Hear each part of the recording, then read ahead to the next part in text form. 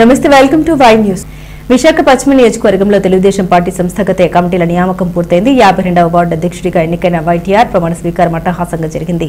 గత ప్రభుత్వ హయాంలో 52వ వార్డులో అనేక అక్రమాలు జరిగాయని, వాటన్నిటిని ఇప్పుడు కక్కించి మళ్లీ వార్డుకు పూర్వ వైభవం తీసుకొస్తామని నూతనంగా ఎన్నికైన వార్డు అధ్యక్షుడు వైటీఆర్ అన్నారు.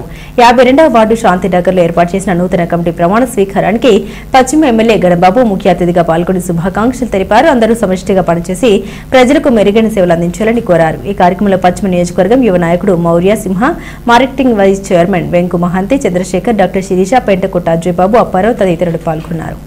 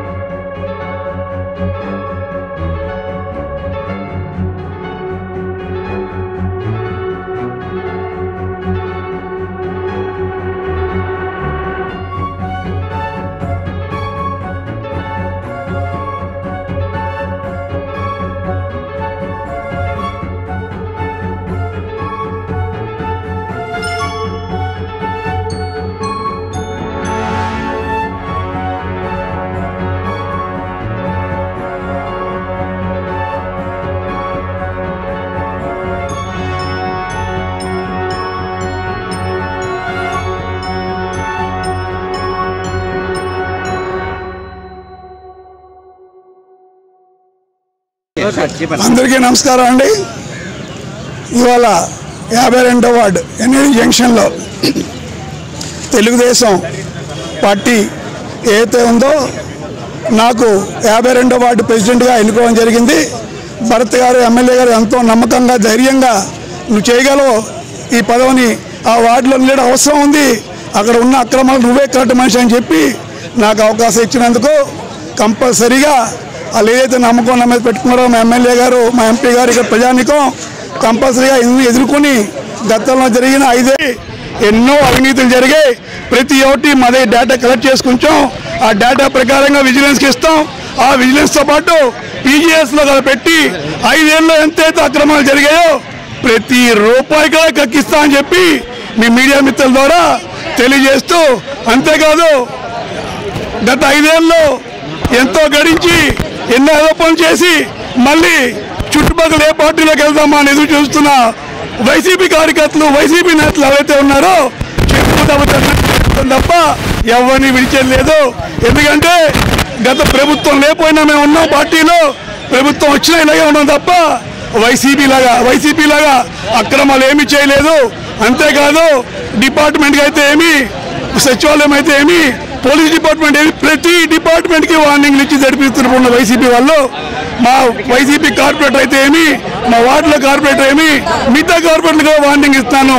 ఇంకా మీ అరిచేలు తగ్గకపోతే, మీ దిక్పాల్పలు తగ్గకపోతే కఠినమైన చర్యలు తీసుకుంటాం, వదిలేదు లేదు. నేను ఒక న్యాయవాదిగా చెప్తున్నాను, ఏది క్షమించను. ఇప్పటికే బోల్డ్ అడగలు జరిగాయి, బోల్డ్ కేసులు పెట్టారు, ఎక్కడ వెనక్కి జంకలేదు. ఇంకేటి భయపడేది? 45 ఏళ్ళు వచ్చాక నా గవర్నమెంట్ ఉద్యోగం వస్తారా ఏంటి? దేనికి భయపడాలని చెప్పి మా ప్రజానికం ఏదైతే శాంతినగర్లో మక్షలు ఉన్నారో వాళ్ళందరికీ కత్తి పట్టుకుని గురకాల్లాగా ఇంటి ముందు వాచ్మెన్ లాగా పనిచేసి ఒక ధైర్యాన్ని నింపి ఒక మంచి సర్వీస్ ఇస్తానని చెప్పి మా ఎమ్మెల్యే గారు, ఎంపీ గారు ఏదైతే నమ్మకం పెట్టుకున్నారో తప్పకుండా అది పూర్తి చేస్తామని చెప్పి తెలియజేస్తూ మేము మీడియా మిత్రులందరూ వచ్చినందుకు ధన్యవాదాలు తెలియజేస్తున్నాం. ఇదే 52వ వార్డులో కళాశాలలో ప్రచారం చేస్తా ఉంటే మహిళలందరూ కూడా వచ్చి ఒకరు చెప్పేవారు, మాకు ముఖ్యంగా ఫక్స్ ఉంది, లైట్లు వేయమంటే లైట్లు వేయట్లేదు, లైట్లు వేయాలి అంటే వారికి వీరికి డబ్బులు ఇవ్వాల్సిన పరిస్థితి, మా ఇంట్లో లైట్ కంటే మేము డబ్బు ఇస్తాం కానీ రోడ్డు మీద వీధి లైట్ కూడా మేము డబ్బులు ఇవ్వాలని చెప్పేసి నన్ను నిలదీశారు. ఈ రోజు ఎక్కడ స్ట్రీట్ లైట్లు కావాలంటే అక్కడ స్ట్రీట్ లైట్లు పడ్డాయి, ఎక్కడెక్కడ రోడ్ల మీద గుంతలు ఉంటారు గుంతలన్నీ కూడా పోర్చడం జరిగింది. అక్కడ ఒక్క దగ్గర కాదు, మా మహిళలందరూ నిలదీశారు. కళాశాల ఉన్న శ్మశానంలో ఎప్పుడు చూసినా సరే అర్ధరాత్రి కుర్రాళ్ళు వెళ్ళి అక్కడ గంజాయి సేవిస్తూ ఉన్నారు, అక్కడ రోడ్డు మీద అందరినీ కూడా ఆట పట్టిస్తా ఉన్నారు, ఒక న్యూసెన్స్ క్రియేట్ చేస్తున్నారని చెప్పేసి.